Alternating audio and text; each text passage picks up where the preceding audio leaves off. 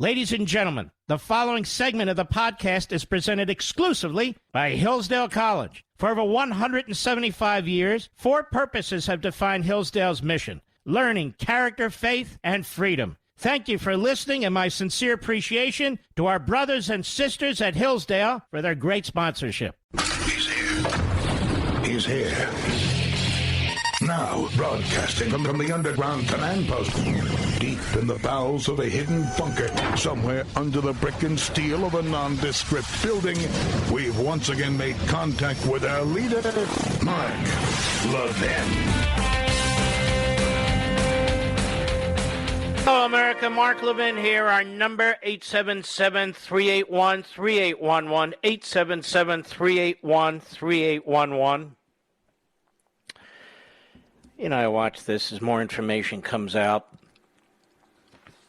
We now have the 5 terrorists released from Guantanamo Bay by Obama. Obama released a lot of terrorists, actually. So did Clinton, and so did Carter. Domestic terrorists. But they released this gang of 5 for a traitor. And, of course, they promised they would not go back to the battlefield, and that was good enough for Obama. So Obama has blood on his hands, too. It's time that people be held, at least publicly, to account, that they be shamed, that they be called out, that they are called out. Because what's happened here, ladies and gentlemen, will go down in history hundreds of years from now. Hundreds of years from now, is one of the most preposterous, appalling surrenders by any superpower in history of mankind. We surrendered. I'm tired of these people who write, who go on TV and so forth, say, we never should have been there, we never should have been there. Really, we never should have been there? Almost 3,000 of our people slaughtered? The Taliban give al-Qaeda a safe haven? Can you think of any president, any great president who would have tolerated that, from George Washington and Thomas Jefferson to Lincoln and Ulysses S. Grant? To Theodore Roosevelt and Coolidge? To Dwight Eisenhower and Ronald Reagan and beyond? Do you think they would have left a terrorist cell in a place where Americans were slaughtered? More deaths, as I recall, than Pearl Harbor? In this comment, everybody agrees we should have gotten out. I'm sorry. After I listened to the British commander of Afghan forces, Richard Kemp, retired Colonel Richard Kemp, and retired 4-star General Jack Keane, these are smart men.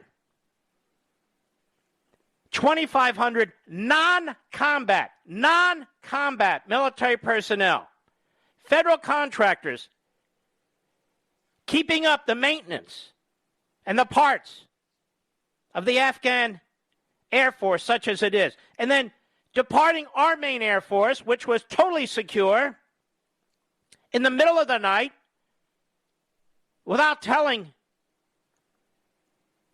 the Afghan military, is outrageous. The whole thing is outrageous.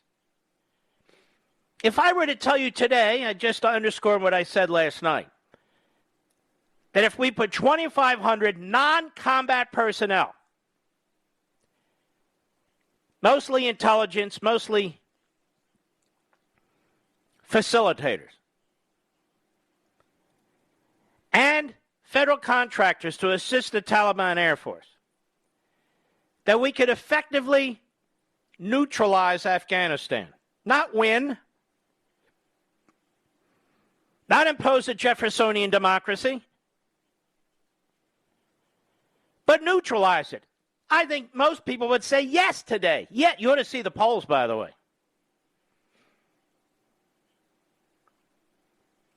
The American people agree with me because it's common sense. We get caught up in the static of the isolationists who condemn everyone and anything in the Defense Department. Many of those are your sons and your daughters. They don't deserve condemnation. The senior ranks need to be cleaned out. No question about it. The senior ranks need to be cleaned out. Senior ranks of the FBI need to be cleaned out. Senior ranks of our intel services need to be cleaned out. And the funny thing is, when Donald Trump sought to do that, he was brutalized. The media went to Mattis and Kelly and the rest of them. The idea that Milley's still around is a pathetic situation. But that said, should we take 28,000 troops out of South Korea? That's been a lot longer than Afghanistan. Tens of thousands of troops, I don't know how many, in NATO and the rest of Europe. Should we remove them too? Should we do all the communist Chinese and Russia's bidding for them? And then what? We wait to get hit? So their navies can sit off our coast?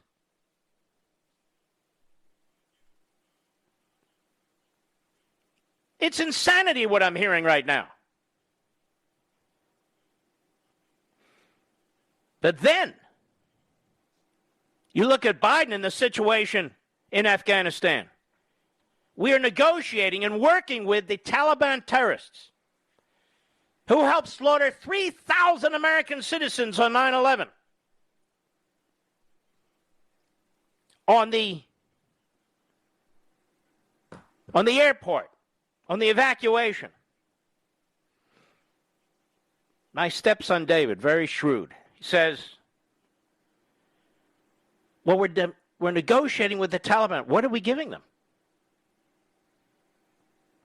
You think they're just being nice? What are we giving them in exchange for allowing us to evacuate Americans?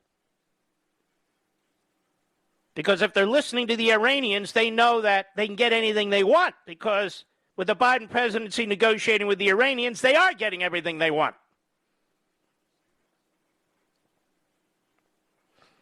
So now the Taliban has encircled the airport at Kabul. Do you know why they've done that? Anybody know why they've done that?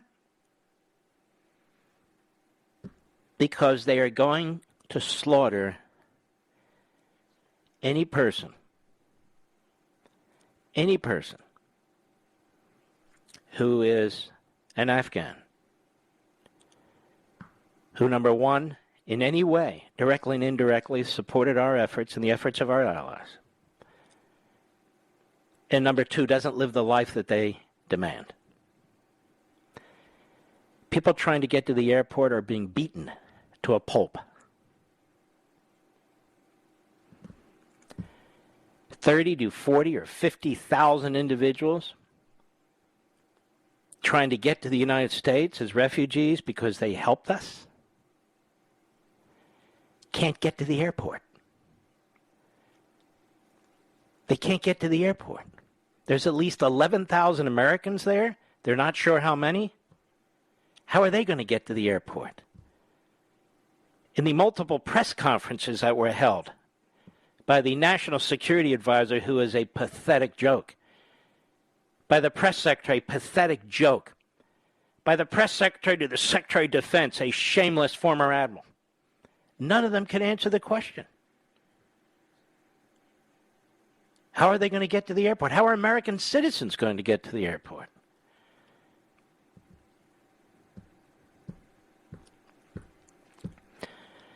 And this is a potential for another kidnapping scenario, as others have pointed out correctly. Like Iran. Remember that? There's a gentleman by the name of Karim Sajjadpour, senior fellow Carnegie Endowment, adjunct professor, Georgetown. I know nothing about the man. First question from Taliban to Al Jazeera female reporter asking about women's rights. Zabullah Mujahid, spokesbarbarian for the Taliban, says women have rights as long as they follow Sharia law. There'll be free speech. And he says this is exactly how the Ayatollah Khomeini answered questions when he first came to power. Quote, freedom of speech, human rights, and women's rights will all be protected in accordance with Islamic law. And what that means with these barbarian throwbacks is none of these rights will be protected. They learned from the Islamo-Nazi regime in Tehran, and now we have an Islamo-Nazi regime in Kabul.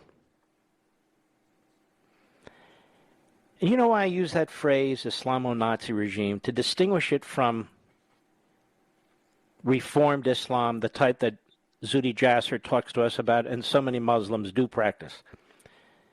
This is 7th, 8th, 9th century barbarism. That's what we're talking about here. The people who keep saying that we should never have been there, we should have gotten out of there and so forth, if we're hit again, what will they say? If we're hit again, what will they say? Now, I started talking here behind this microphone with you, actually also last week, that we must secure this border now.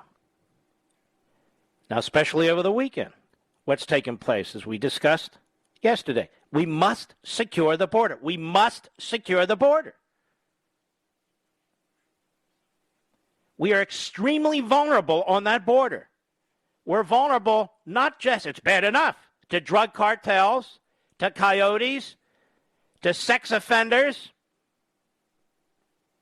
and all the rest that the evil underbelly of the earth has to offer. But now we are exposed to terrorism in a way that we haven't been exposed since before 9/11. And we are led by a man who should not be president of the United States. And I'm still waiting for the Republicans in the House of Representatives to call for his impeachment. I'm still waiting for them to press the so-called moderate Democrats who are going to lose if they don't immediately distance themselves from this narcissistic, egomaniacal old man who the press was so desperate to see in the Oval Office. Washington Examiner, Anna Giaratelli, Homeland Security reporter, unprecedented numbers of unknown or suspected terrorists, this is dated yesterday, have crossed the southern border in recent months, outgoing Border Patrol chief said. Can you imagine what it's going to be like from this day forward? The head of the Border Patrol, Rodney Scott, told his 19,000 agents before retiring August 14 that their national security mission is paramount right now, despite the Biden administration's focus on migrant families and children who are coming across the U.S.-Mexico border at record rates. He said, quote, over and over again, I see other people talk about our mission, your mission, and the context of it being immigration, or the current crisis today being an immigration crisis, he said in a video. I firmly believe that it is a national security crisis. Immigration is just a subcomponent of it, and right now it's just a cover for massive amounts of smuggling going across the southern border, to include suspected terrorists. They call them TSDBs. At a level we have never seen before. At a level we have never seen before. That's a real threat. Do we have to wait to get hit to have the courage to put in the Oval Office a commander-in-chief who has the best interests of our country in the forefront of his mind? I talked about this weeks ago, and it's now more imperative than ever. They impeached Donald Trump for nothing. And I'm not even saying that as a get even. Are you kidding me? For a letter? For a phony incitement allegation? Look what this man has done. Joe Biden. I'll be right back. Mark Levin.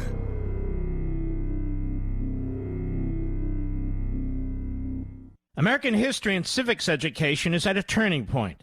Will we allow bureaucrats and lobbyists to choose what school children are taught, or will we teach the whole truth? Now, my friends at Hillsdale College argue for teaching the truth. They've made the Hillsdale 1776 curriculum downloadable for free at ləʻvɪn.com.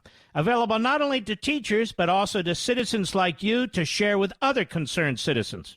This complete K-12 history and civics curriculum, designed to give educators guidance, not mandates, allows students to learn the tragedies and triumphs of American history as it really happened. Our children deserve to be taught the truth through a sound curriculum that was created by teachers, not bureaucrats, and upholds the dignity of each individual. America's future depends upon an honest, candid look at our history. Download Hillsdale's 1776 curriculum for free today at ləʻvɪn.com. That's L-E-V-I-N for Hillsdale.com.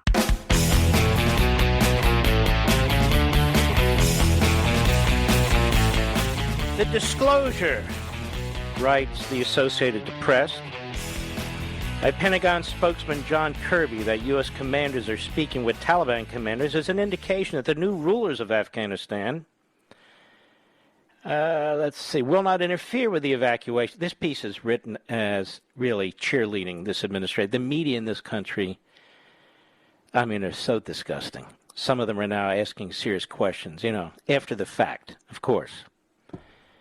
Kirby would not discuss details of the Taliban arrangement. That's what we need to know. What are the details? What are we giving up? I don't think we'll know for some time. I want to thank the Democrats in Congress for calling Congress back in emergency session and getting their committees working to find out what's going on in our national security and foreign policy. Now that we have more and more terrorists crossing the border, according to the former Border Patrol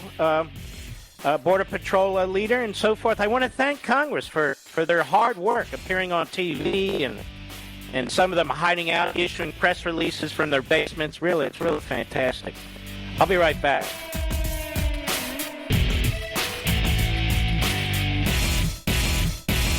American history and civics education is at a turning point.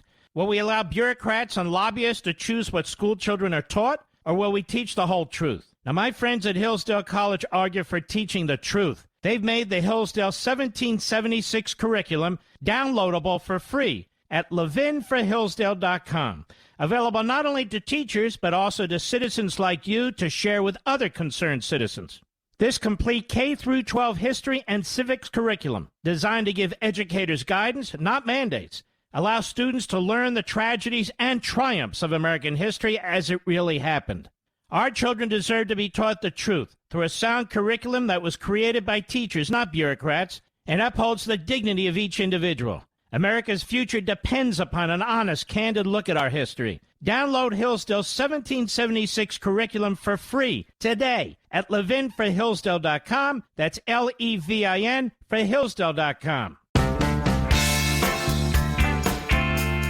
Mark Levin, the research arm of conservative media. Call in now, 877-381-3811. And again, I don't know Kareem Sajadpour, and I apologize for mispronouncing the name of the Carnegie Institute and so forth. And he tweets, for perspective, in 2019, only 13.4% of Afghans expressed sympathy for the Taliban, which is lower than the percentage of Americans, 15%, who believe in QAnon. The Taliban are ruthless, not popular, he points out. And Glenn Greenwald, who's a very, very bright man, is very popular these days, particularly on the right with some individuals. I agree with them from time to time. I disagree with them from time to time. And he had posted, I don't see how the U.S. could have left without a Taliban takeover. The Taliban were always the Afghan people, he said. There was no way to eradicate them, as has been promised and claimed going back to Bush. But if you're someone who thinks the withdrawal plan was bad, that's Biden. And that's why Kareem Sajjadpour points out 2019, only 13.4% of Afghans expressed sympathy for the Taliban. See, people don't understand this country very much. I have a number of friends who escaped from Afghanistan over the years. One had a restaurant, unfortunately. It doesn't exist anymore. It was a great restaurant. Years and years ago, I used to go there. He said the Taliban have nothing to do or are nothing like 90% of the people in Afghanistan. People think we're all, a homogeneous people, a homogeneous kind. We're not, he said. These are the least educated individuals who've decided to distance themselves from the civil society. But they're willing to slaughter and be slaughtered, which is not the case typically in a civil society. So, and when Biden says, or his people say, we don't want to be involved in the Civil War, who said we wanted to be involved in the Civil War? We're trying to defend ourselves. We were hit on 9/11. I wasn't aware we wanted to be involved in a Civil War. There's lots of agendas being pushed out there, like the most fringe elements in the military, the most fringe elements in think tanks, showing up on radio and newspapers, on TV. I said we never should have done this. Well, the United States military is this. The United States military is the strongest on the face of the earth. Our leaders in the military are a disgrace. Not all, but too damn many of them. They undermined President Trump. When you look at what Madison Kelly did, they supported Biden for president. Are they happy now? The tweets really upset them? They really believe January 6th was an insurrection? You see what's going on in Afghanistan? That's an insurrection. That's an insurrection. A couple hundred people breaching the Capitol building, and some of them being let in who didn't breach it, that's not an insurrection. It's not to be supported, and I never have, and I never will. That's not an insurrection.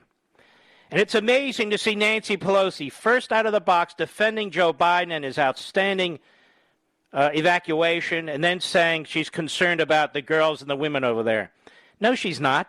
Here's something we need to understand. Fundamentally, you need to understand this.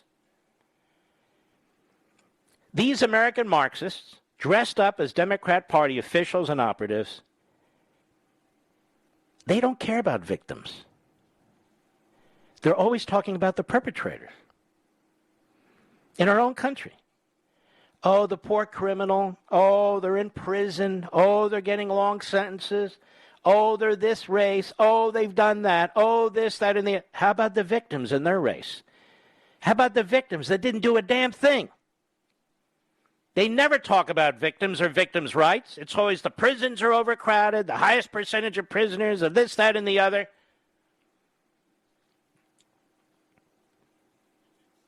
They don't care about victims.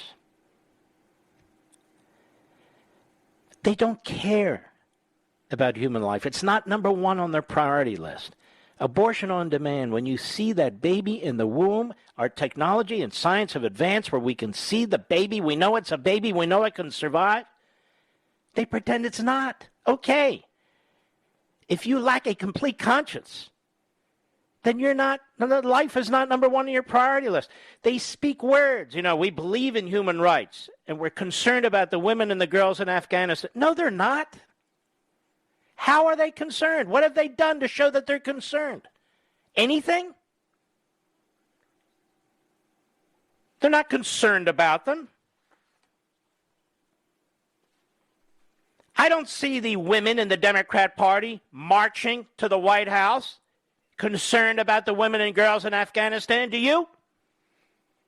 Do you? No, you don't. You know who else is silent? The Squad, a.k.a. that communist/Marxist cabal. You hear nothing from them. Where are they? I hear this Cori Bush. She just got a $100,000 book deal. Ooh. Tlaib is a landlord, we found out. She's collecting rent. Ooh. These are frauds and phonies and Marxists who live one way and promote another way. You see what's going on in Afghanistan? What do you think happens to a country that destroys its unity? What do you think happens to a country that breeds hate and racism? See the white people over there? Oh, yeah. Oh, you're a black person and you don't agree with us? You belong over there with the white people. There's a lot of thinking like the Taliban, isn't there?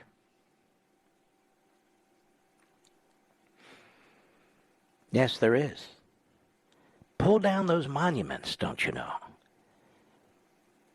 No, the history. Destroy American history. It didn't begin 1770. It began 1619.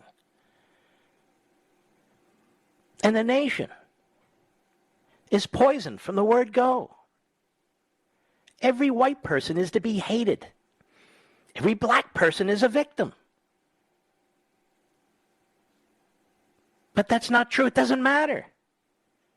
They're creating oppressed versus oppressor. And they're brainwashing people. And they want to brainwash them as young as possible. Freedom is a delicate thing, ladies and gentlemen. There's never been another country like this country. Excuse me. And I suspect there never will be. But it's important that we try and keep what we have. But these forces in our country, which have now populated the Democrat Party, populated the media, certainly populate academia. This magnificence that you experience every day is being threatened in a severe and grave way. And when the civil society collapses, when the rule of law means nothing, when the street is everything, you get what you see dressed up as something else. You can see it in Afghanistan. You can see it in Iran. You can see it in the streets of China. You can see it in all these repressive regimes. The Democrat Party calling the Republican Party Jim Crow, Biden doing this, and that you're oppressing the vote, suppressing the vote, projecting onto their opponents and projecting onto our system what actually takes place in these horrific genocidal regimes. This is serious stuff. Trying to destroy this nation from within. The Democrat Party leaders are absolutely silent today. Mr. Bitters, have we heard anything from Schumer? Durbin? Pelosi? Clyburn? Hoyer? AOC? Tlaib? Nothing. Nothing about women and children. Nothing. This is important to remember. This is important to remember. It's absolutely shocking. In our own country. It's not just the American Marxists, it's others. It's the isolationists and so forth. Get out, get out, get out, get out, get out, get out, get out, get out, get out. We don't fight 20-year wars. We're not fighting a 20-year war.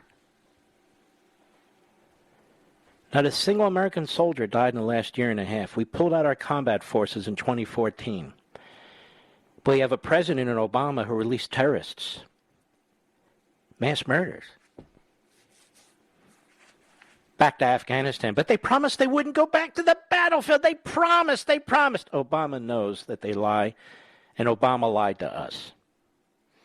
And Obama has been buddies with domestic terrorists like Bill Ayers, and Obama has pardoned domestic terrorists. You want to talk about violence and incitement? There you are. Biden oversaw the massive spread of ISIS, the horrific torture, mass murder, abuse of women that took place. This guy has ice water in his veins. Look at him. Watch him when he talks, and he squints and cringes. True narcissist. And a truly dumb man. Always has been. With a massive ego. Always has been. I'll be right back. Mark Levin.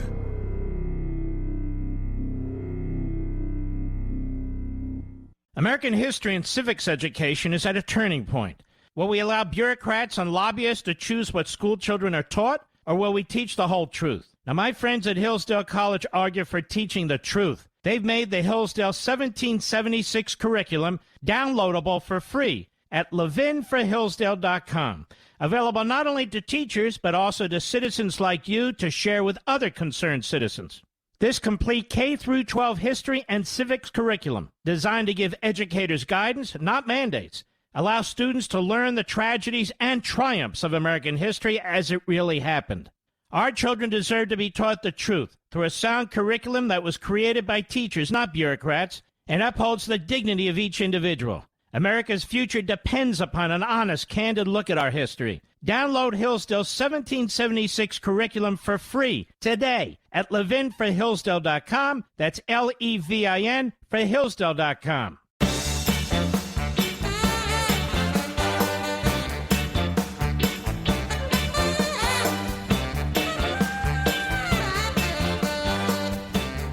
Politico, the morning consult, Politico poll showed support dropping 20% since April. For what? Support for Afghanistan withdrawal plummets as Taliban seized control. And I bet if the American people knew, we're talking about 2,500 non-combat forces.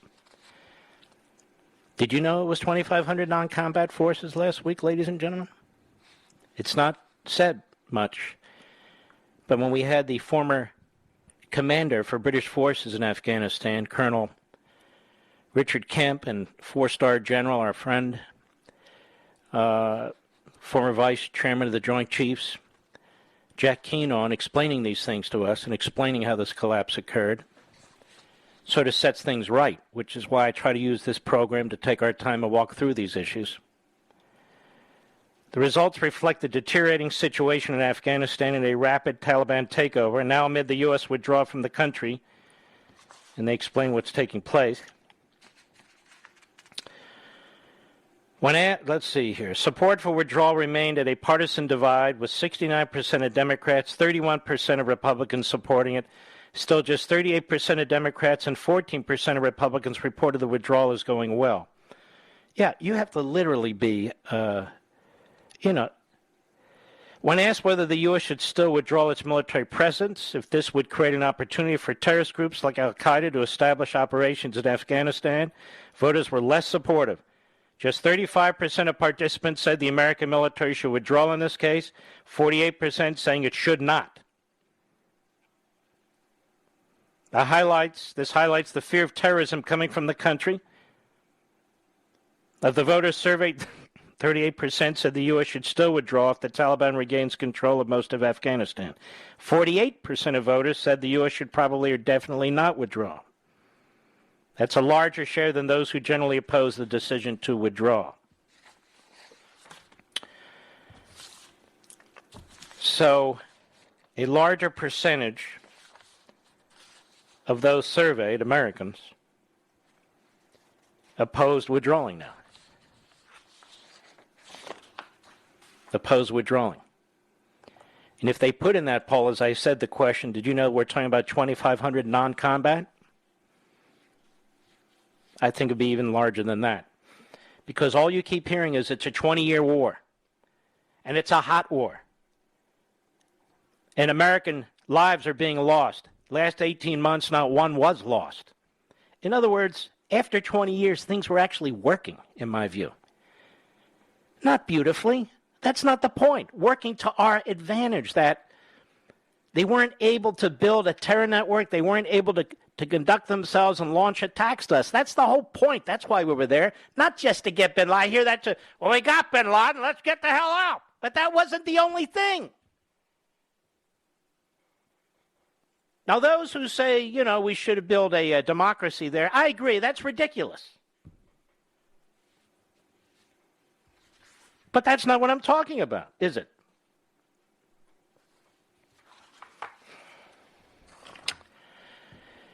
If you have a mortgage on your home, there's a good, and I want to talk when we come back after the top of the hour about President Trump, because I think he's getting a bum's rap here, big time.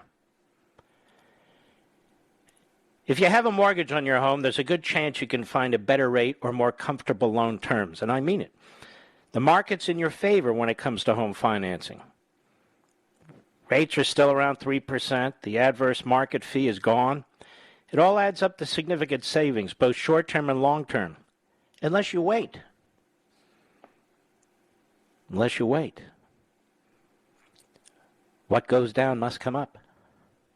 Oh, yes. Here's a quick montage of National Security Advisor says, we knew it was possible Taliban would take over. Biden says that was highly unlikely. Cut one, go.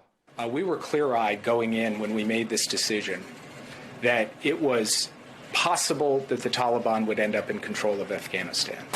But the likelihood there's going to be the Taliban overrunning everything and owning the whole country is highly unlikely. Highly unlikely.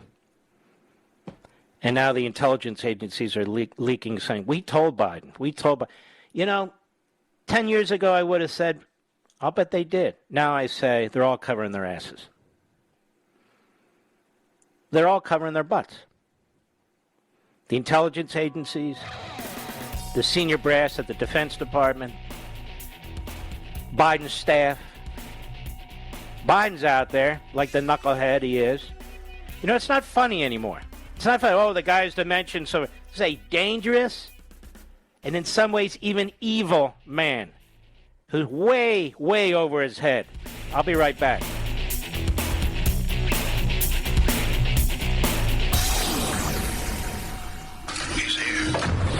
He's here.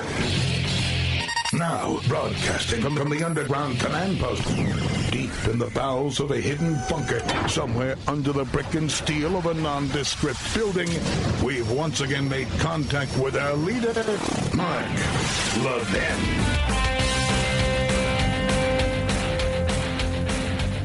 Hello, America. Mark Levin here. Our number, 877-381-3811, 877-381-3811. Can we guarantee that all Americans will get out of Afghanistan? Jen Psaki was asked this question today. Cut 9, go. Can you offer any guarantee to the Americans and Afghan allies that if they remain there past the end of the month, U.S. troops will help them evacuate past the end of the month? Leisha, our focus right now is on doing the work at hand and on the task at hand. And that is day by day, getting as many American citizens, as many SIV applicants, as many members of a vulnerable population who are eligible to be evacuated to the airport and out on planes. And we're going to do that in an expeditious fashion. That is the focus of the President, of our Secretary of Defense, of our Secretary of State, and everybody on our national security team. So that is where we will keep our efforts. Too bad that wasn't the focus before, and moreover, the Taliban are surrounding the airport. How's that going to happen? I mean, it's comments. How is that going to happen? How is that going to happen? And to what extent are they blackmailing the Biden administration in order to accommodate our demands? We know that Biden capitulates. We know we have one of the worst secretaries of state in the history of the Department of State. We know we have a national security advisor who would be better as a librarian, and I'm not putting down librarians. So Ned Price at the State Department press briefing today. So we don't hear from the president. We don't hear from the vice president. I don't know where the hell she is. How are you going to help Americans get to the Kabul airport? Now, this is my point. Cut 10, go. Ned, that's not my question. My question is, are you providing any kind of transportation for people who need to get to the airport? Are you considering a safe zone around the airport to make it easier for people to access these flights if they qualify? We are doing everything we can in a challenging and dynamic security environment. We It's a yes or no question. We are engaging with the Taliban. We've heard these assurances of safe passage. Again, their words are only worth their words. We are going to be looking for follow-through. They're not following through is what I'm telling you. We are watching very closely, Christina. This is a fluid You want to watch situation. closely? They surrounded the airport, dummy. They surrounded the airport. Go ahead. As my colleague mentioned, we notified the first tranche of American citizens in... Now we have tranches of citizens. You believe that, Mr. Producer? The first tranche of American citizens. Like we're dealing with cash or currency. The first tranche of American citizens. Go ahead. Who had, overnight, I should say, who had expressed an interest in being repatriated. Well, let me say this to you, knucklehead.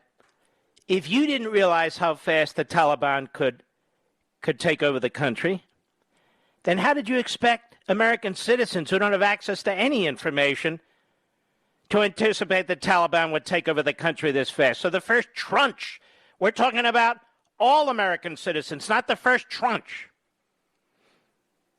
Now, I'm telling you now, and this is where I want to depart from this for a moment. They keep saying Donald Trump negotiated with the Taliban. He did. That Donald Trump said we should get out of Afghanistan. He certainly did. And Donald Trump said we should get out of Syria. And Donald Trump said we should get out of Iraq. We're not totally out of Iraq, and we're not totally out of Syria. Now, what is this all about? Trump is not an ideologue. He's a principled man. A principled man who sets goals for our country. But he's not an ideologue. He's not wedded to a certain approach if he understands it's not going to work. And he certainly isn't going to tolerate the abuse of Americans, let alone potentially thousands of American hostages. He left a force in Syria to guard the oil fields, among other things. He left the force in Iraq. He ordered his generals, in their own way, to destroy ISIS and the caliphate. He warned the Syrians not to use gas against their own citizens. They did it twice. He pounded them twice. He got out of the Iran deal. He didn't want to subsidize a terrorist regime. And he choked off that regime. And when that regime launched attacks against our embassy in Iraq, and the isolationists in our country, both of the right and of the left, said, don't respond, don't respond. He responded. He took out the head of the Republican Guard. Had him blown out. He had the head of ISIS blown out. Biden is no Donald Trump, ladies and gentlemen. Biden is no Donald Trump. I was thinking about this earlier today. You remember in Afghanistan a few years back? Even though Trump wanted to get us out of Afghanistan, and I want to get into that phrase in a second too.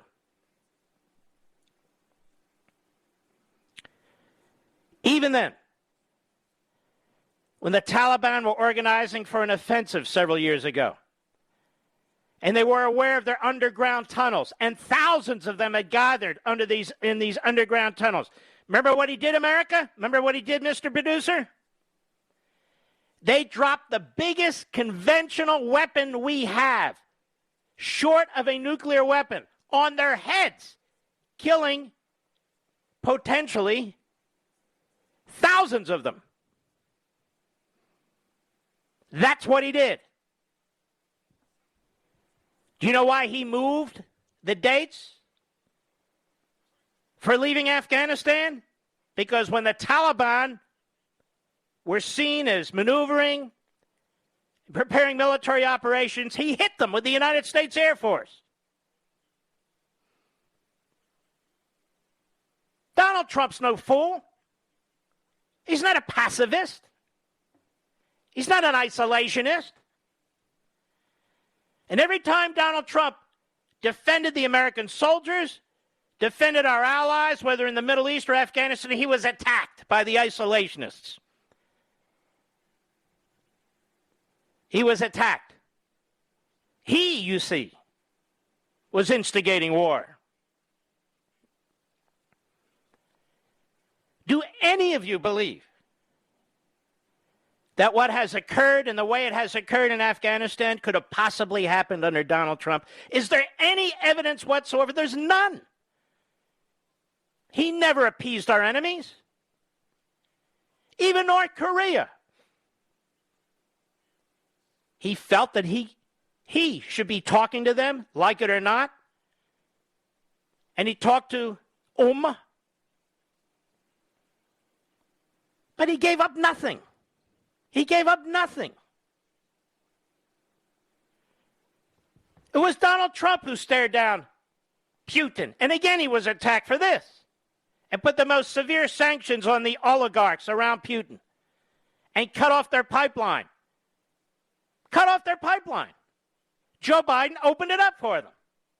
It was Donald Trump who confronted the communist Chinese. He used tariffs not just to deal with their economic cheating and their stealing of our technology, but he understood how the Soviet Union fell with the power of the American economic system. And he began sending arms to Taiwan. And he began demanding that Japan spend more money on its own defenses. And he demanded that NATO spend money on its own defenses. We would too, but they needed to step up. Does that sound like Donald Trump would give in to terrorists?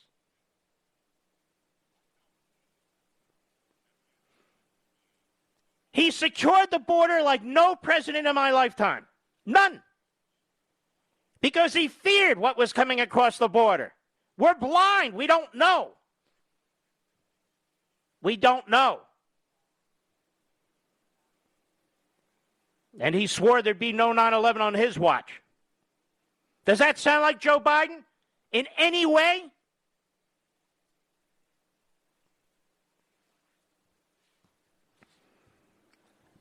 They talk about Trump. They tried to paint him as a racist.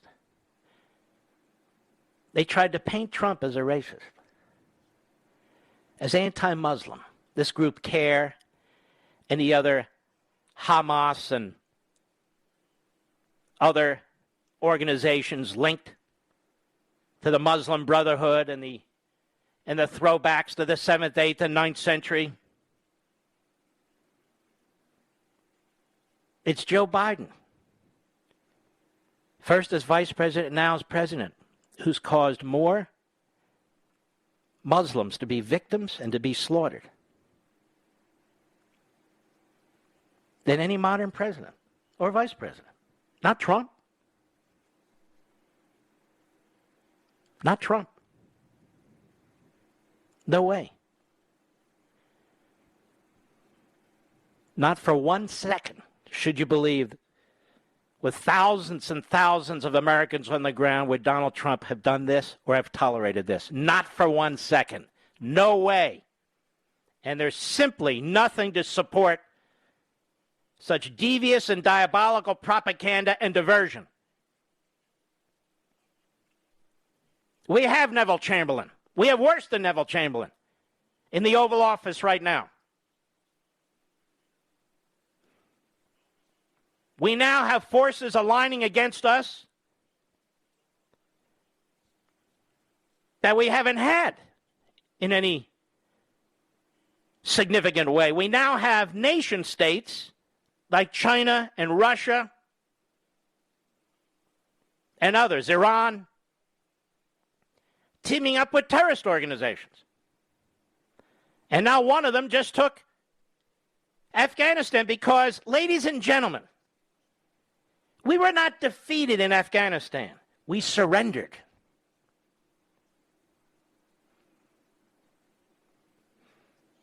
We surrendered.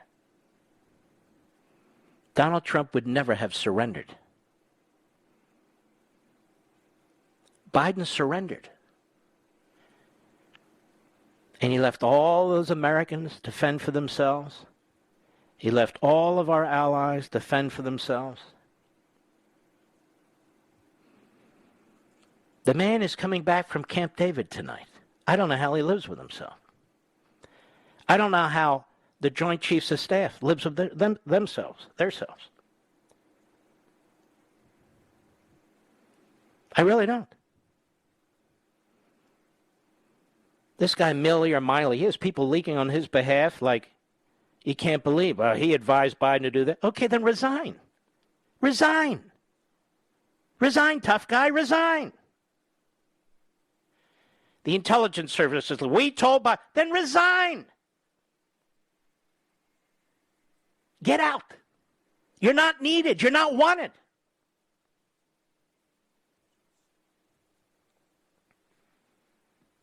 You're not needed and you're not wanted. And the press, what a joke. What a disgusting joke the media are.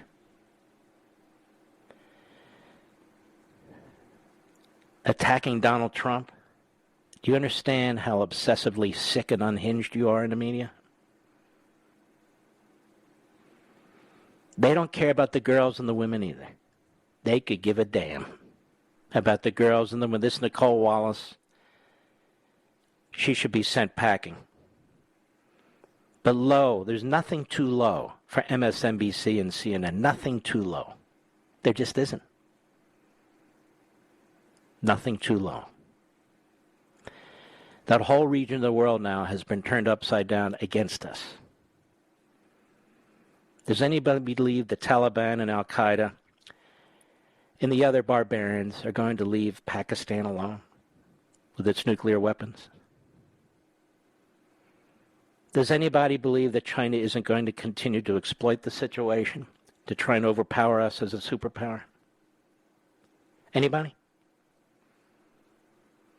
Does anybody believe that when through this president and through his defense secretary and through his secretary of state and so forth, when they draw a red line, does anybody believe that any of our enemies are going to believe it?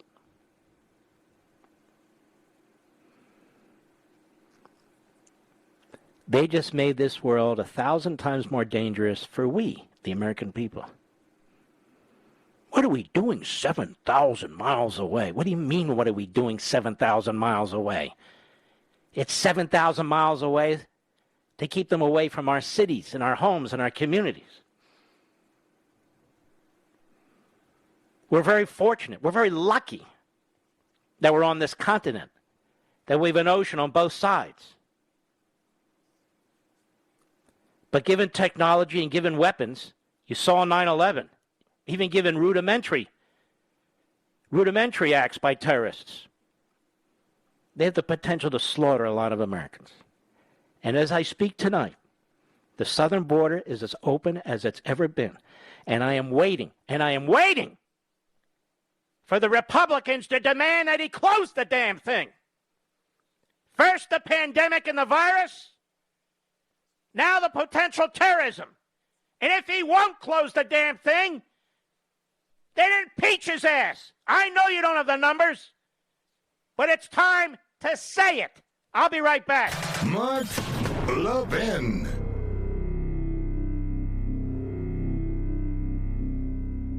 Over 2,000 of you, my listeners, made the switch from overpriced wireless carriers to Pure Talk over the past few months. We want the rest of you to join us and to see what we're talking about. If you're with AT&T and Verizon or T-Mobile, your family could save over $800 a year just by switching to Pure Talk. You get great coverage, you can keep your phone and your number, and you'll save a fortune. Pure Talk is the top-rated wireless company by Consumer Affairs with the absolute best consumer service team based right here in America. Does that sound good? Well, it gets better. Right now, get unlimited talk, text, and 6 gigs of data, just $30 a month. And if you go over on data, they don't charge you for it. They don't care.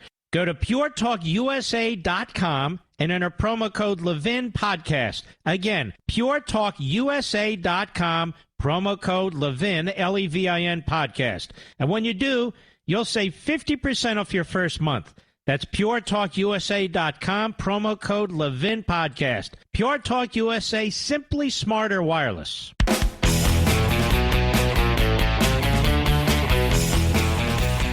Trump never did pull all of our troops out of Iraq. He never did pull all of our troops out of Syria. He came under attack from some in his own party, some of the media.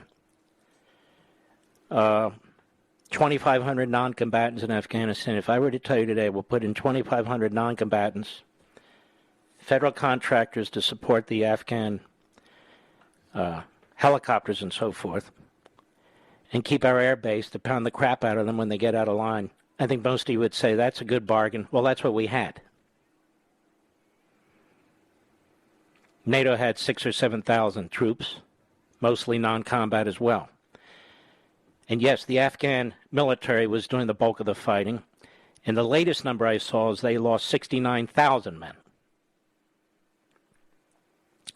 which is more than we lost in Vietnam, which was horrific enough. Horrific enough.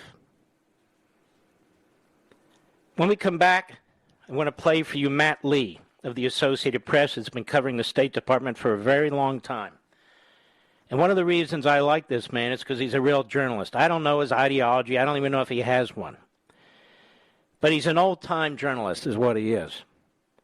And he presses the State Department spokesperson, as few other journalists can. Though I have to say the female reporter, whose name I do not know, was quite aggressive and blunt with the State Department spokesperson as well. Basically, Biden is a coward who's thrown all these people in front of the train to try and figure out how to answer these questions while he's been hiding out.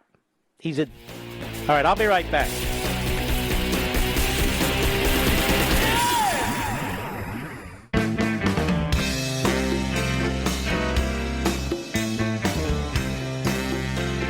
The Mark Levin Show, where we create the talking points. Call in now, 877-381-3811. Have you noticed how Biden and these throngs of Democrats seem to hate the Republicans more than they do the Taliban, Mr. Producer? You see in Biden's transparent face and cringing eyes and verbal gymnastics, what you see in Biden is passion and emotion when he's attacking Republicans, when he's accusing them of the worst kind of offenses, like trying to have real laws with integrity in place so there isn't voting fraud. And he'll give speeches, and he's not at Camp David, he's not hiding in his basement, and he'll go out there and he'll pound away and pound away and pound away. And then when it comes to the Taliban, almost nothing. The Islamo-Nazi regime in Tehran. He sells out to them. The genocidal regime in Beijing. He cowers to them.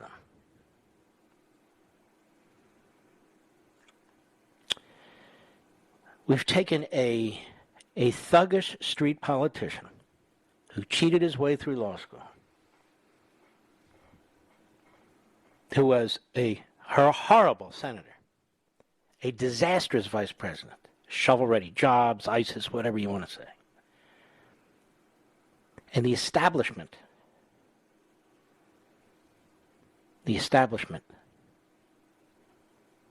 puts him in the Oval Office. The media, Democrat Party, where he does all the bidding of the American Marxists. What you are witnessing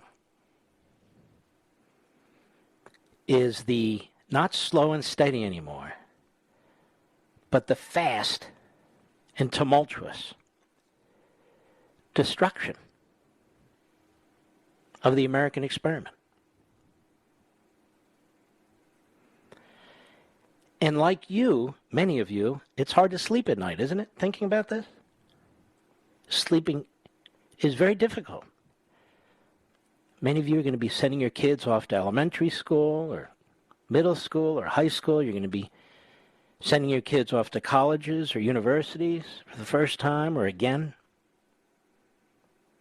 And you know what awaits them. You know what awaits them. You watch television, depending on what channels you watch. You know what they're going to say before they say it. You know that you're going to face a media that advances these various American Marxist agendas and that censors news they don't like, whether it's Hunter Biden's laptop or whatever it is. You also know that they will affirmatively lie to you, so they're so corrupt, like Russia collusion. You know this. And when you're hollowing out a country from within, you weaken the country from without.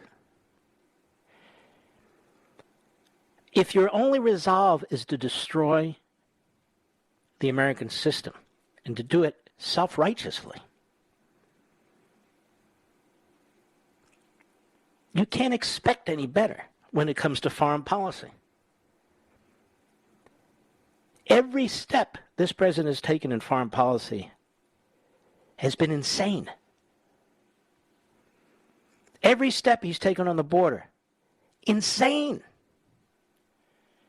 The spending bills, insane. The pushing of racism, transgenderism as an ideology. And the degrowth movement is climate change, which is a war on capitalism, a war on our prosperity, a war on our creation of wealth and our liberty. It's insane, but it's happening right before your eyes. What happened in Afghanistan did not have to happen. What's happening on the border does not have to happen. What's happening with inflation was created by the man in the Oval Office and his Congress. These things did not have to happen. And then enshrining critical race theory with executive orders, enshrining the transgender movement, it has a movement, signing on to deals that weaken the American economy and will make you poorer, talking like Marxists about getting the rich, redistributing wealth, class warfare, race warfare, gender warfare, massive expansion of the welfare state, massive assault on the limits of central government under our constitutional system. Well, what do you call it? We have to arm ourselves with knowledge, with information, so we can pass it on to our fellow citizens. That's the only hope, really. 19 of the Republicans sold us out, and I'm never going to forget them. 19 of them. The creepy left media, they all plagiarize from each other. Here's Todd Niekirk, HillReporter.com. Now, the owner of The Hill is constantly emailing me, trying to push stories, even wanted me to write op-eds. I ignore him. But Todd Niekirk, there he is, with the HillReporter.com. Maybe it's a different company. I don't know. Oops, I'm told it is. Sorry, owner of The Hill. Apologize to you. Anyway, Fox's Mark Levin, the country's less free than it was before the American Revolution. So they have 4 people who tweeted. Every night, Fox personalities like Tucker Carlson, Sean Hannity, and Laura Ingraham say ridiculous things, but radio host Mark Levin often out-crazies all of them. This happened again. Again? Recently, when Levin talked about freedom during a recent broadcast, according to the Fox host, the country is less free than it was prior to the American Revolution. And here's what I said, and it's just a piece of it they have. The entire hour is ignored, just a piece of it. Look at representation. Do we have representation today? Have you tried to meet your member of Congress lately? It's impossible. And if you meet your representative, what do you tell them? You're passing 2,700 pages on the spending bills in the middle of the night. You have no idea what's in those bills. That's less liberty than you had when we didn't have representation. Because what happens here is that you get to vote, but you don't get to know anything. Yes, we were freer before the American Revolution than we are today. And then he regurgitates what 2 or 3 other low IQ buffoons said on Twitter. But Yahoo News found it very important. There was plenty of criticism for Levin's ridiculous take, but the best came from author Bryn Tannenhill. Bryn Tannenhill. She's a genius. Who is she? I don't know. Maybe if you leave out slaves and women and Native Americans getting smallpox blankets and indentured servants, you guys want to go back to that, don't you? Question mark. Now, she has been viciously attacking Trump supporters, I saw, viciously attacking Trump. He's a fascist, don't you know? So that is her ideology. She's part of this, in my view, American Marxism. I don't care if she served in the military or not. Who cares? If you're pushing American Marxism, who cares? The point isn't what you did for us in the military. The point is what you're doing to us today, internally, as a citizen. So they miss the point completely because they're morons. They're obsessive, fanatical ideologues. So they're defending the rise of American Marxism and these integrated movements.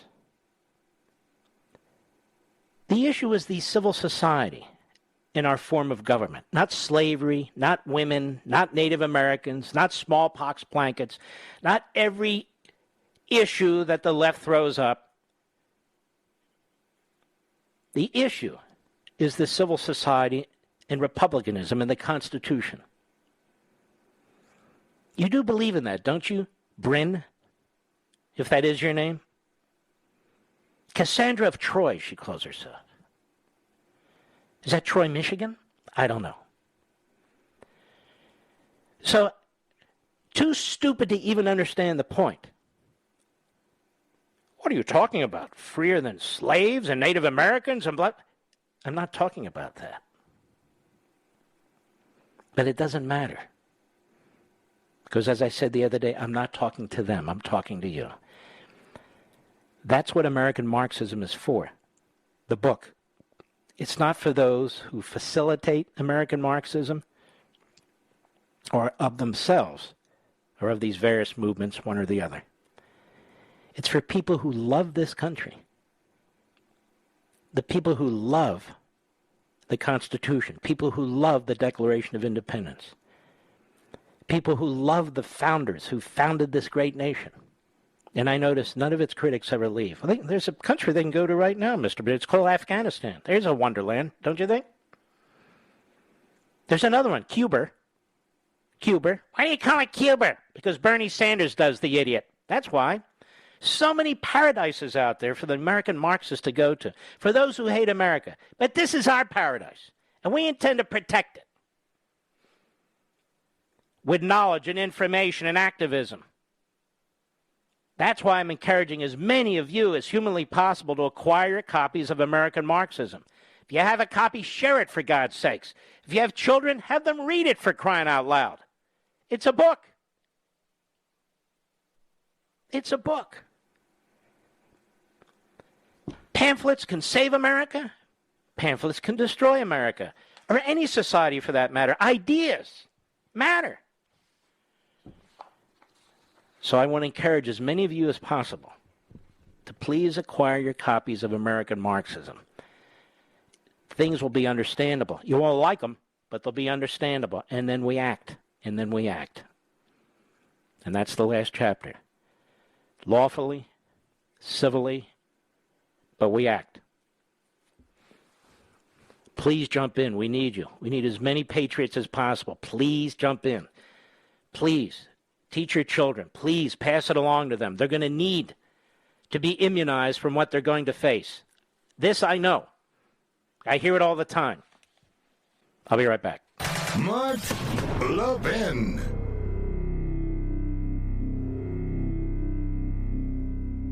Over 2,000 of you, my listeners, made the switch from overpriced wireless carriers to Pure Talk over the past few months. We want the rest of you to join us and to see what we're talking about. If you're with AT&T and Verizon or T-Mobile, your family could save over $800 a year just by switching to Pure Talk. You get great coverage, you can keep your phone and your number, and you'll save a fortune. Pure Talk is the top-rated wireless company by Consumer Affairs with the absolute best consumer service team based right here in America. Does that sound good? Well, it gets better. Right now, get unlimited talk, text, and 6 gigs of data, just $30 a month. And if you go over on data, they don't charge you for it. They don't care.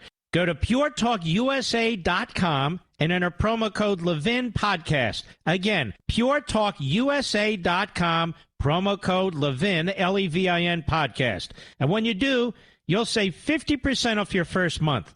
That's puretalkusa.com, promo code Levin Podcast. Pure Talk USA, simply smarter wireless.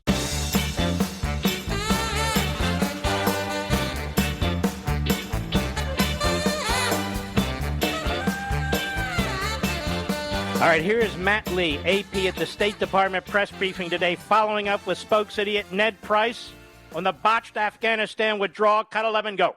So we do not have an American presence on the ground. Is there any presence? We do not have an American presence on the ground at the embassy. Our ambassador is and has been at the embassy at the compound, the Hamid Karzai International Airport, since late last night, our time, and that remains the case. Yeah, but there isn't any protecting power. There's nobody there. It's wide open for anyone who wants to go in there. As you regardless of whether it's in a built-up, barricaded area or not, you basically just took off and left it empty. As you know, it is a heavily fortified area. Wow. Just took off. Just took off. And left everybody behind, and now they're having to send in combat troops, the 82nd Airborne, among others, to try and get our people out. And I pray for the 30 or 40,000 Afghans who are left behind who are going to be slaughtered. And I pray for the women and the little girls who are going to be abused on a massive scale. And I pray for those already, some of the video you can see online, who've been beaten, who've been murdered. I'm just telling you, ladies and gentlemen, none of this had to happen. None of it. It really is a heartbreak. I'll be right back. Ladies and gentlemen, this final hour of the podcast is sponsored exclusively by AMAC, the Association of Mature American Citizens. Now over 2 million conservative members strong, AMAC believes in and stands up for the values that we care about: faith, family, and freedom. Thank you for listening, and please support AMAC. And you can become a member at amac.us/join. He's here. He's here.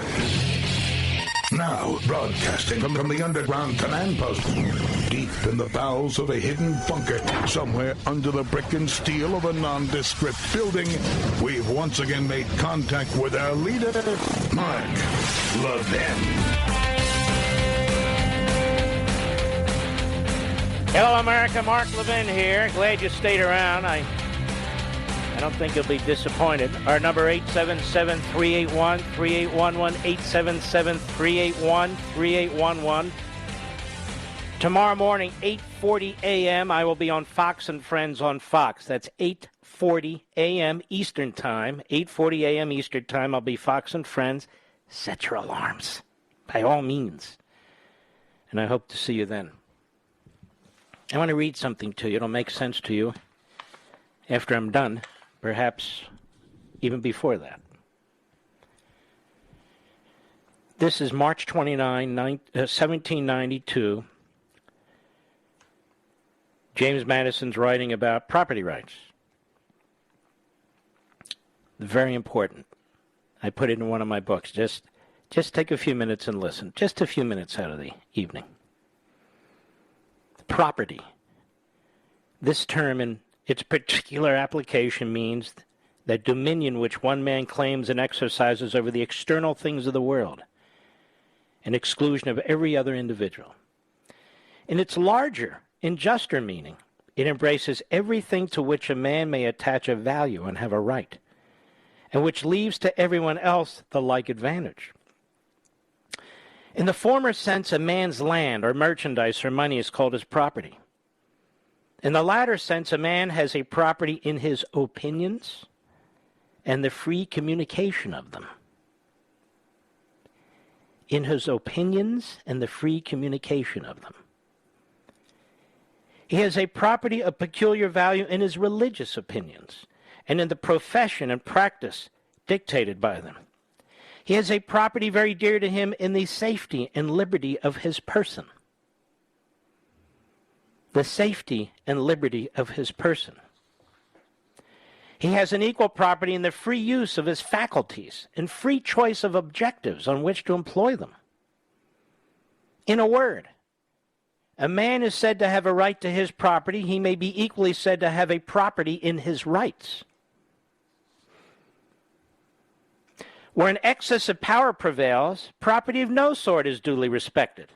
We've talked about the Supreme Court decision and how Joe Biden rejects the right of people to own property because they're dictating that you can't actually use your property for rental because you don't get any rental payments. But he's also talking about your own body, the circle of liberty around you. Government is instituted to protect property of every sort, as well that which lies in various rights of individuals, as that which the term particularly expresses. This being the end of government, that is the purpose of government. That alone is a just government, which impartially secures to every man whatever is his own. According to this standard of merit, the praise of affording a just securing to property should be sparingly bestowed on a government, which, however scrupulously guarding the possessions of the individuals, does not protect them in the enjoyment and communication of their opinions, in which they have an equal and, in the estimation of some, a more valuable property. Speech. Speech. More sparingly should this praise be allowed to a government, where man's religious rights are violated by penalties, or fettered by tests, or taxed by a hierarchy. Conscience is the most sacred of all property. Other property depending in part on positive law, the exercise of that being a natural and unalienable right. To guard a property depending in part on positive law. Man's house as his castle. To pay public and enforce private debts, which the most exact faith can give no title to invade a man's conscience, which is more sacred than his castle. That is not a just government, nor is property secure under it, where the property which a man has in his personal safety and personal liberty is violated by arbitrary seizures of one class of citizens for the service of the rest. A magistrate issuing his warrants to a press gang would be in his proper functions in Turkey or Indostan under appellations proverbial of the most complete despotism. That is not a just government, nor is property secure under it, where arbitrary restrictions, exemptions, and monopolies deny to part of its citizens that free use of their faculties and free choice of their occupations, which not only constitute their property in the general sense of the word, but are the means of acquiring property strictly so called. What must be the spirit of legislation where a manufacturer of linen cloth is forbidden to bury his own child in linen shroud in order to favor his neighbor who manufactures woolen cloth? Where the manufacture and wear of woolen cloth are again forbidden the economical use of buttons of that material in favor of the manufacture of buttons of other materials. A just security to property is not afforded by that government, under which unequal taxes oppress one species of property and reward another species, where arbitrary taxes invade the domestic sanctuaries of the rich and excessive taxes grind the faces of the poor, where the keenness and competitions of want are deemed an insufficient spur to labor and taxes are again applied. In other words, people who don't want to work and won't work, and yet you tax somebody to subsidize them.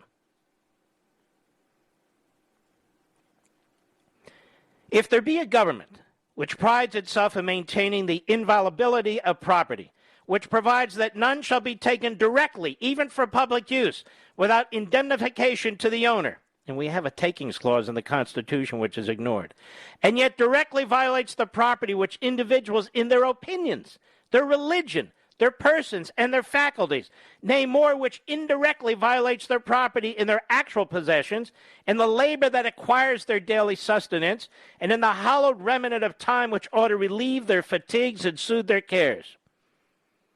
The inference will have been anticipated that such a government is not a pattern for the United States. If the United States mean to obtain or deserve the full praise due to wise and just governments, they will equally respect the rights of property and the property in rights. They will rival the government that most sacredly guards the former, and by repelling its example and violating the latter, will make themselves a pattern to that and all other governments. What do you think James Madison would say about these governors, Mr. Producer? This is what's the woman's name? Bryn somebody or other? Bryn Talabani? Was that her name? Sounds like that. Bryn Talabani, whatever. This is what they don't get, and they don't care. Because it's James Madison. Genius. You not only have property rights in physical property, you have property rights in your speech, in your endeavors, in your body, in your faith. Every single one of those is under attack. It's come to the fore as a result of the virus. But every single one of those property rights, they're all under attack. Every single one of them. And so when the fool from Austria, Schwarzenegger, when he says, forget about your liberty, he's a throwback to his father's homeland. When Fauci says, you got to put your personal liberties aside. For what exactly? For what exactly?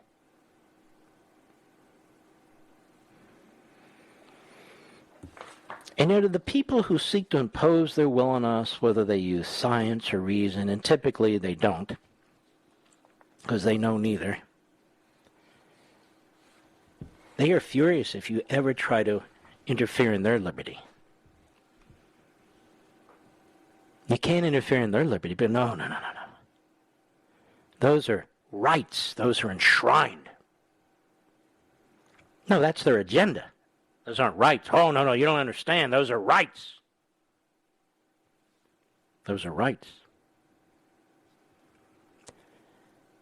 So when the founders talked about property, clearly they were talking about physical, material property, but they were talking about a whole lot more than that. The way I explained it in Liberty and Tyranny was property, whether it's intellectual or physical, that is material, represents an extent to which you apply the limited number of minutes you have on this earth to creating something, to acquiring something, to inventing something. And so when somebody steps in and says, you're too successful. You earned $1 million and we won half of it. Because all these other people didn't earn $1 million. And why do you have a right to it? That is an attack on your personhood. That is an attack on your humanity. It's not just material. This is why Marx was so full of it. It's not just material. Redistributing wealth means redistributing your labor, your intellectual and physical labor that you applied to something. It's an intrusion into your life. It's an intrusion into your personhood. We have people tonight who are driving 18-wheelers across this country to feed us and to do so many other things. And we have people tonight who are sitting on their butts and have sat on their butts for the last several months collecting government checks.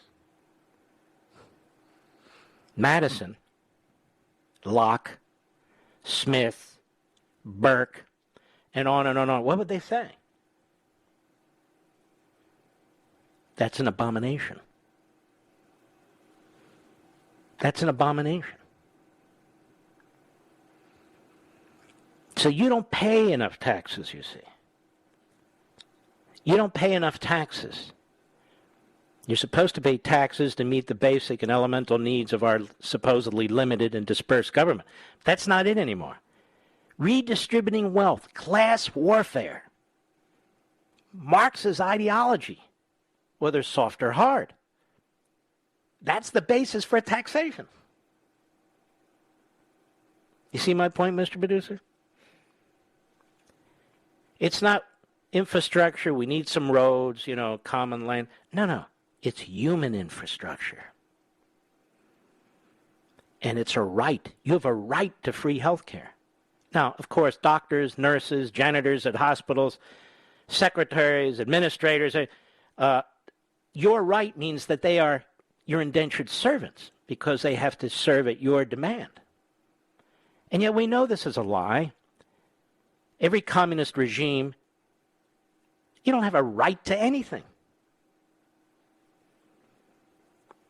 That's all BS.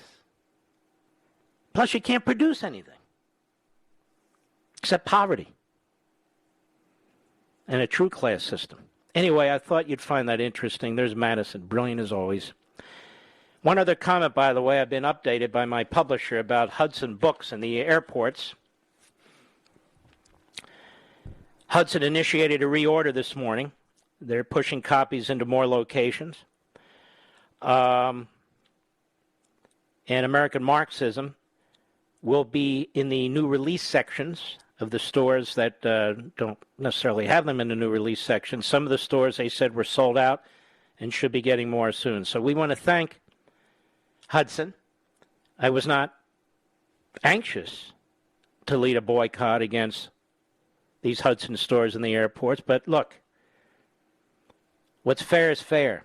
Let people decide what they want to read and how you can pretend the #1 New York Times best-selling book for an entire month that sits there at #1 on Amazon.com that has sold over 800,000 copies, doesn't deserve to be on a shelf, is ridiculous. Michelle Obama's still on the shelf. You believe that? I do. Anyway, credit where credit's due for Hudson. And so the next time at an airport, I'll walk into a Hudson. You never know. Maybe I'll need some chewing gum or something. I'll be right back. Mark Levin.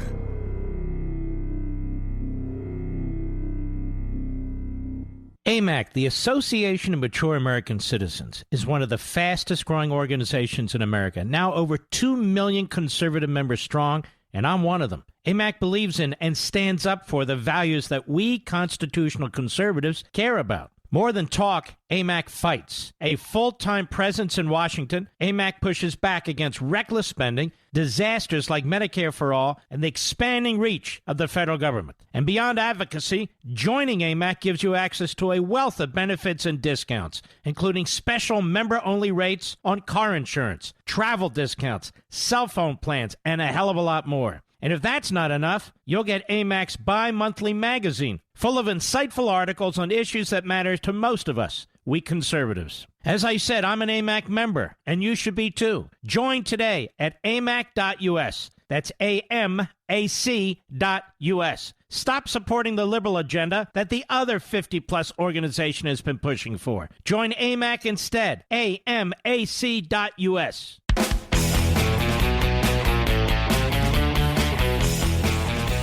You know, ladies and gentlemen, when I was a relatively young man, a teenager in fact,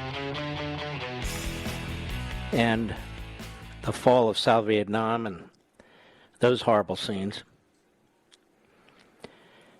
and I was just a teenager, and I could remember a big debate going on, whether or not we should allow the boat people who were trying to escape Vietnam and communism to come to the United States, whether we should accept a significant number of refugees from Vietnam. And I was in the minority. I said, yes. Yes, we should accept the refugees from Vietnam.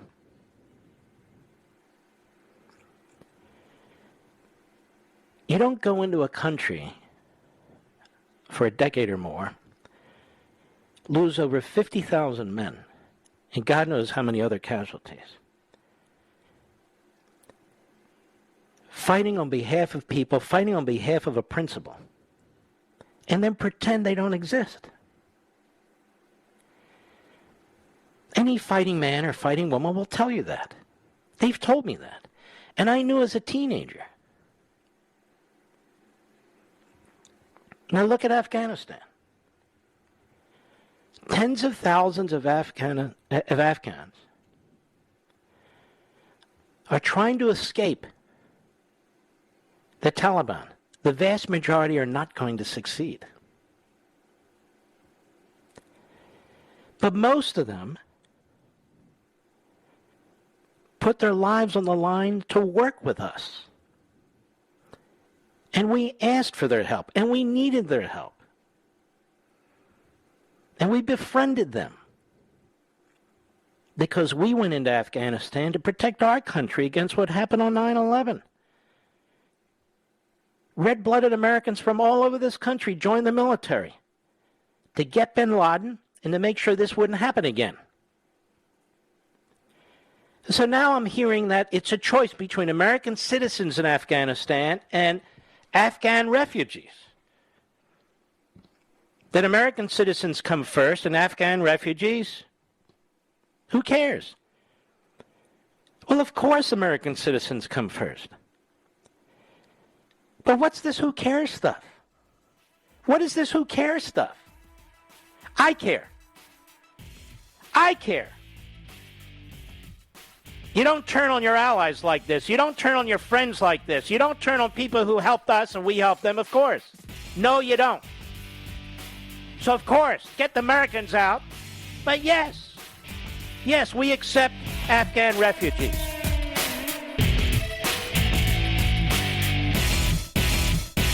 AMAC, the Association of Mature American Citizens, is one of the fastest growing organizations in America. Now over 2 million conservative members strong, and I'm one of them. AMAC believes in and stands up for the values that we constitutional conservatives care about. More than talk, AMAC fights. A full-time presence in Washington, AMAC pushes back against reckless spending, disasters like Medicare for All, and the expanding reach of the federal government. And beyond advocacy, joining AMAC gives you access to a wealth of benefits and discounts, including special member-only rates on car insurance, travel discounts, cell phone plans, and a hell of a lot more. And if that's not enough, you'll get AMAC's bi-monthly magazine, full of insightful articles on issues that matter to most of us, we conservatives. As I said, I'm an AMAC member, and you should be too. Join today at amac.us. That's AMAC.us.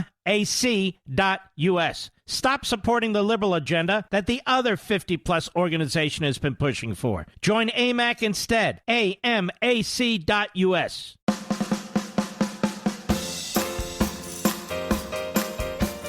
Some people talk about the Tea Party. We are the Tea Party.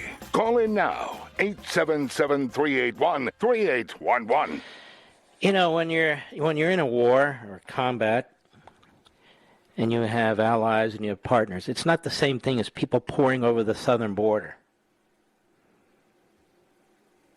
because they can. There's a huge difference. There's a huge difference. I just think we're going to regret so much of this one day. It is just so painful to watch this. It's like painful to watch what's happening in our schools, painful to watch what's happening on the border, painful to watch all these things. Because you know the outcome, and you can see the outcome. They're manifest. There they are, right in front of your eyes. Well, we can't vet all the people coming from Afghanistan, really. Well, we're not vetting anybody coming over the southern border. Not that that makes it right. But we actually do know most of the people and their names, their identities. The people, they talk in these platitudes. 20-year war. That's not a 20-year hot war. We haven't had combat troops there since 2014. And a 20-year war. Oh, okay. What are we doing there? Shouldn't be rebuilding the place. There's 2,500 men there. We're not rebuilding the place. Look, I'm not going to relitigate this. I'm just saying you're hearing things that are not true. Well, they wouldn't fight, Biden says, and others. But they did. They lost 69,000 people in battle. 69,000. It's a lot of people. So I just can't be part of the sheep mentality, ladies and gentlemen. I have to think for myself, and I want you to think for yourself, too. That doesn't mean you'll agree with me. You don't have to agree with me on anything. I'm just saying you have to think for yourself. It doesn't matter really what I say or somebody else says. Just think it through, using your morality, using your faith, using your logic, using your reason, even your gut, and you'll tend to come out the right way. You'll tend to come out the right way.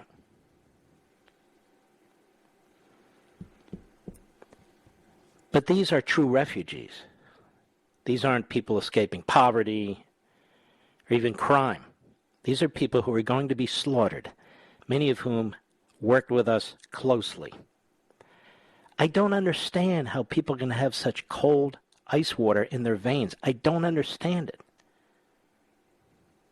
We believe in life. You and me. We believe in life. Well, Mr. Producer, I haven't taken a single call, but I've got more to do, ladies and gentlemen. I'm sorry. Nicole Wallace was a Republican. She was a Romney-McCain Republican, and you know how they are. She now is proud of being a radical left nutjob Democrat. She makes a lot of money doing it with a very small audience, but she's a very stupid birthing person. Very stupid. That's OMB lingo, by the way. And she's on with Brian Williams, who had to take a 6-month sabbatical because he lied repeatedly. But that's okay. At least he's not Jeffrey Toobin who dropped his pants, but he's back too. Oh, don't you love our journalists, America? Cut 12, go.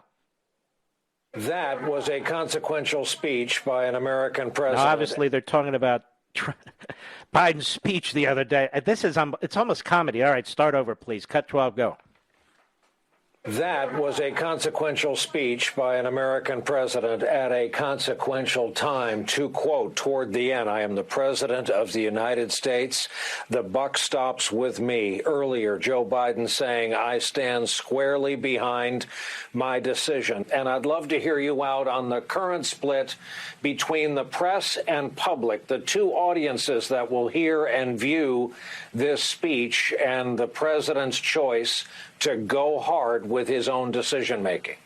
Well, I'm going to say two things, and both hard to say, but I'll say them anyway, because here we are. 95% of the American people will agree with everything he just said. 95% of the press covering this White House will disagree. And for an American... And, of course, she has it opposite, because she's in a bubble, and she's a sellout, and now a propagandist. The vast majority of the Americans who aren't like hardcore base Democrats thought it was an outrageously poor speech, pathetic speech for a president of the United States, and most of the media like it, particularly if you work at MSNBC or CNN or the New York Slimes or the Washington Compost. Go ahead. To finally be completely aligned with such an overwhelming majority of what the American people think about Afghanistan is probably a tremendous relief to the American people. Well, of course it's not. The polling has gone south on Biden because they only talk in political terms, these people, so I'll deal with it. And now a greater percentage of the American people do not approve of this withdrawal, let alone the way this withdrawal took place, than who do. Now, Matt Zeller is a former CIA analyst on MSNBC, and he responded to this yesterday listening to Brian Williams and Nicole Wallace. Cut 13, go. I'm curious to hear your reaction of this consequential speech by the American president. Didn't run from it. He owned it. He owned his decision. He owned the fact that, as he put it, the buck stops with him. I hope he gets to own their deaths, too. I feel like I watched a different speech than the rest of you guys. I was appalled. There was such a profound, bold-faced lie in that speech. The idea that we planned for every contingency. I have been personally trying to tell this administration since it took office. I've been trying to tell our government for years that this was coming. We sent them plan after plan on how to evacuate these people. Nobody listened to us. They didn't plan for the evacuation of our Afghan wartime allies. They're trying to conduct it now at the 11th hour. The thing that they were most concerned about was the optics of a chaotic evacuation. Well, they got exactly what they were most concerned of by failing to do what was right when we could have done it. We had all the people and equipment in place to be able to save these people months ago, and we did nothing. I'm appalled that he thinks we only need to take 2,000 people. There's 86,000 people who are currently left behind in Afghanistan alone. We've identified all of them for the government. Stop. It's a former top CIA analyst. Those who are saying, we don't know who all these refugees are. We know who a tremendous number of them are. They're in our system, computer system, military system, as you just heard him say. Go ahead. He claims that people don't want to leave Afghanistan. I have a list of 14,000 names right now of people who want to get out of Afghanistan. And the idea that the Afghan military should be blamed for this, do you know how many casualties the Afghan military took in an average year? More than the United States did in 20. When you're not getting paid on a regular basis, when you're not getting fuel, when no one is supplying you with ammunition, and yet you're still showing up to the fight, how dare us for having to blame these people for not having the audacity to be able to survive a Taliban onslaught? No. What we need to be doing right now, and what I am appalled that the president didn't say, was we need to be talking about how we're going to get every single one of these people out. Not that much different from the commander of British forces who I had on this program last night, a friend of mine, retired Colonel Richard Kemp. He said, why do people keep saying they wouldn't fight? They fought like hell. It's not the greatest army, but they took the bulk of the casualties. And even at the beginning of the Taliban push at the end here, they were fighting until we pulled out of our major air base and pulled out our federal contractors, so nobody was available to maintain their helicopters. Well, why didn't they? That's not what they were trying to do. And they were running out of ammunition. But look at all the weapons that were left. I'm talking about the fighters, particularly the special forces. Their special forces were tough. Tough. Clarissa Ward, a CNN reporter in Afghanistan, not Nicole Wallace or Brian Williams, who, of course, have their asses firmly planted in an air-conditioned building in the United States. Cut 15, go. If you've heard anything from the people on the streets there, did they even know what happened? Not so much from people on the streets, but I have been having conversations throughout the morning, particularly with people who are trying to leave the country. I think for them, President Biden's speech was not reassuring. I think a lot of people felt disappointed by it. They felt that there were hollow words. They don't any longer really trust or believe in the U.S.'s commitment to the people of Afghanistan. Don't forget, it was 1 week ago. The U.S. was saying we're not shutting the embassy. It's still open. The message is enduring partnership. Fast forward 5 or 6 days, and suddenly everyone's being evacuated. Atia Abawi, foreign correspondent on MSNBC today. Cut 16, go. What do you think of the Taliban's promises today that women can be in government as long as they obey Sharia law? Promises, they've made many promises that they've broken in the past.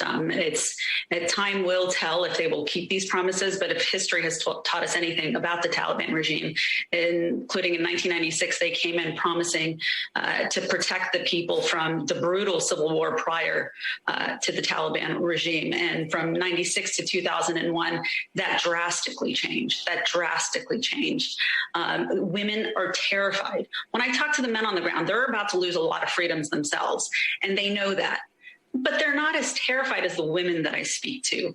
I just heard from someone that they are trying desperately to get a woman who is in charge of a women's shelter. She helped battered Afghan women, and the Taliban came to her shelter and said, "This is a brothel. Stop." I'm talking to female politicians who want to leave the country, but the Taliban have put guards outside of their door so they can't leave. The fear right now is that once the media is gone, the attention's gone, the Americans are gone, the last plane leaves Kabul, what's going to happen then? The Taliban are outside of their houses, literally waiting for us to leave. And it's terrifying for me to watch, for us to watch. Imagine being that woman sitting in that house, counting the clock. Imagine that, ladies and gentlemen. Imagine that. Much of what I'm playing for you is not even being played on some cable shows. Why is that? They say you should know the truth. Why is that? I'll just say this, because I'm running late. If the French had taken the position during our Revolutionary War that our war with Britain was our problem, that these are outsiders, who cares about them? If they had said such things, we would have lost the Revolutionary War.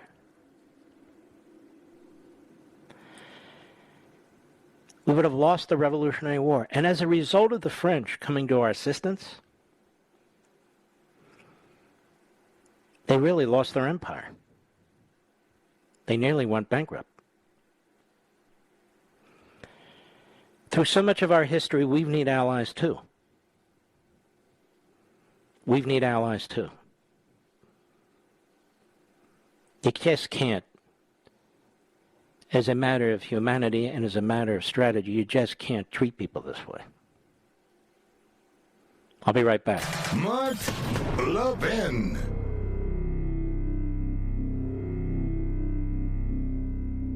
AMAC, the Association of Mature American Citizens, is one of the fastest growing organizations in America, now over 2 million conservative members strong, and I'm one of them. AMAC believes in and stands up for the values that we constitutional conservatives care about. More than talk, AMAC fights. A full-time presence in Washington, AMAC pushes back against reckless spending, disasters like Medicare for All, and the expanding reach of the federal government. And beyond advocacy, joining AMAC gives you access to a wealth of benefits and discounts, including special member-only rates on car insurance, travel discounts, cell phone plans, and a hell of a lot more. And if that's not enough, you'll get AMAC's bi-monthly magazine, full of insightful articles on issues that matter to most of us, we conservatives. As I said, I'm an AMAC member, and you should be too. Join today at amac.us. That's AMAC.us. Stop supporting the liberal agenda that the other 50-plus organization has been pushing for. Join AMAC instead. AMAC.us.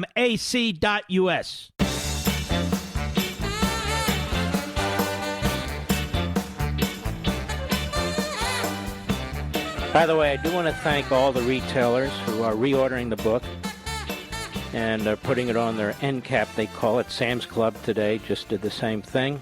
We want to thank them. And as have all the other retailers, quite frankly. We want to thank Amazon, which has done exactly the same thing. There's now 1.1 million books in print. So those of you who don't have it, it's there for the taking. Let's go to Beth. I don't know how to... Where, you're from Hereford, Arizona, on the Mark Levin app, it appears. How are you, Beth? I'm doing really good. And you, Mark? Very well, thank you. Did I pronounce that correctly?